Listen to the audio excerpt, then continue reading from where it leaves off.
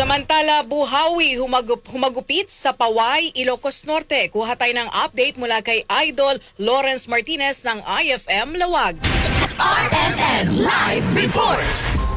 Nanlulumo ang mga residenteng apektado ng buhawi sa Paway, Ilocos Norte dahil sa nangyari sa kanilang mga bahay. Sa report ng MDRRM, BFP at ng Philippine National Police ay umaabot na sa 478,000 pesos ang kabuuang danyos ng dumaang buhawi. Ayon sa isa sa mga biktima ng kalamidad na si Mr. Arnel Cabuyadaw ay nagulat na lamang siya nang nagliparan ang mga bubong ng kanilang kapitbahay at kasunod niyan ay hinagupit na rin ng buhawi ang kanyang bahay.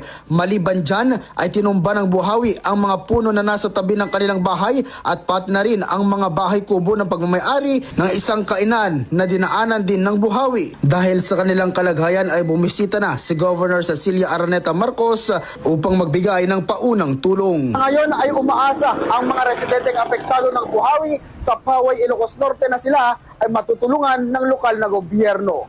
Kasama mo mula dito sa IFM Lawag, Idol Lawrence Martinez, Tatak, RMN.